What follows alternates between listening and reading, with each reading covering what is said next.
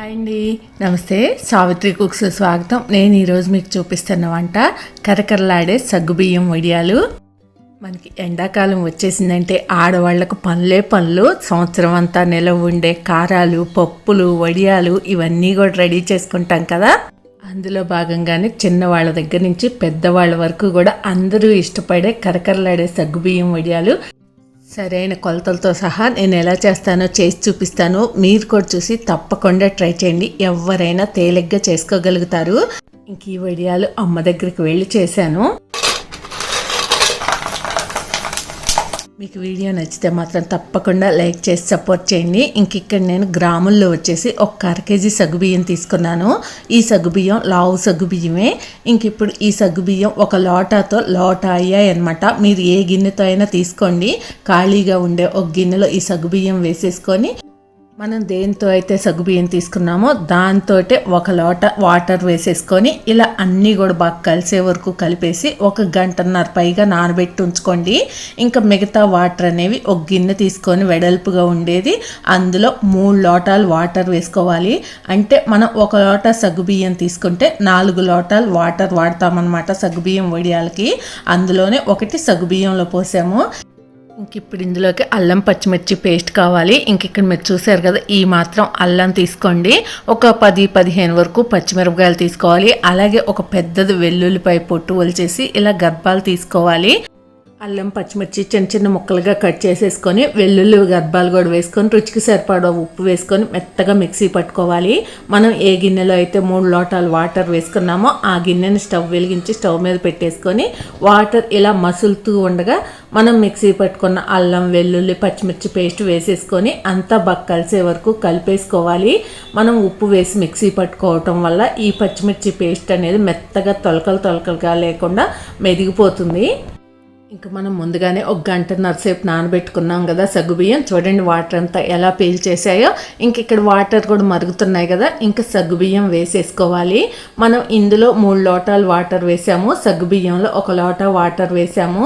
Water ఏమైనా ఉంటే వాటర్తో సహా వేసేసుకోండి. గెరెట్తో అంతా ఒకసారి బాగా కలిసే వరకు తిప్పేసుకుంటూ ఉండాలి, లేకపోతే సగ్గుబియ్యం అడుగంటుతాయి.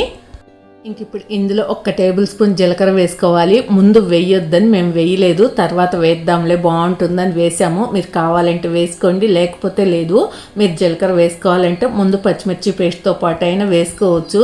ఇంక ఇప్పుడు మనకు దాదాపుగా సగ్గుబియ్యం కూడా ఉడికిపోవటానికి వచ్చేసాయి. ఇంక ఒకసారి ఉప్పు చూసుకోండి, ఏమైనా తక్కువైతే చూసి వేసుకోండి. కొంచెం తక్కువే వేసుకోండి. పచ్చిమిర్చిలో వేసి పట్టుకున్నప్పుడు తక్కువైతే వేసుకోవచ్చు, కానీ ఎక్కువైతే తీయలేమన్నమాట. అందులో సగ్గుబియ్యం వడియాలకు కొంచెం తక్కువే పడుతుంది.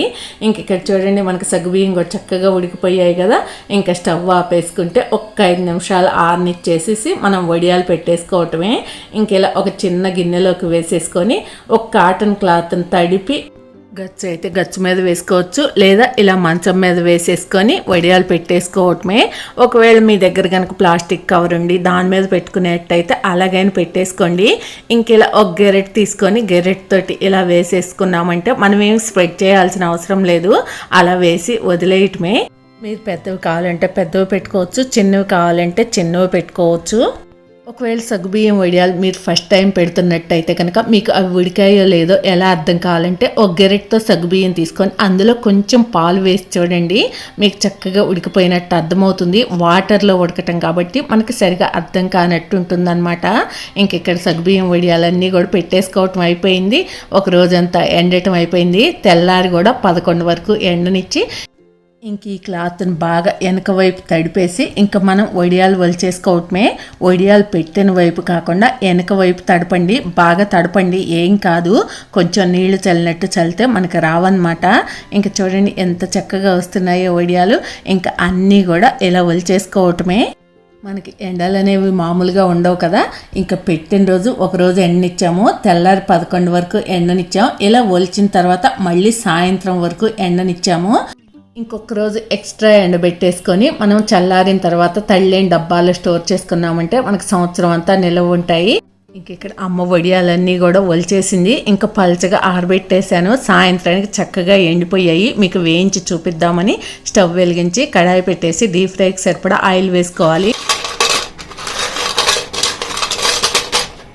చూసారుగా ఎలా గలగలలాడుతున్నాయో అలా ఎండాలి. ఇంకెంత బాగున్నాయో చూడండి. ఇంక ఇప్పుడు ఆయిల్ వేడెక్కగానే ఎన్ని పడితే అన్ని కడాయిలో వేసేసుకోవాలి.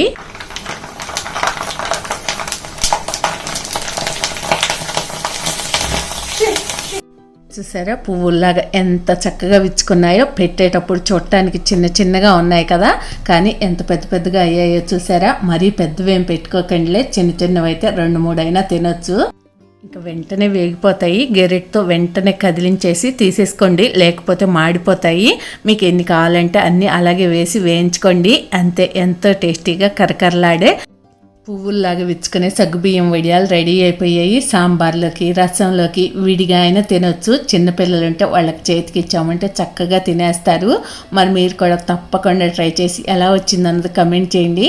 మీకు వీడియో నచ్చితే ప్లీజ్ లైక్ చేయండి, ఫ్రెండ్స్కి షేర్ చేయండి. కొత్త వాళ్ళు ఎవరైనా చూస్తుంటే సబ్స్క్రైబ్ చేసుకోండి. Thank you for watching. Bye bye.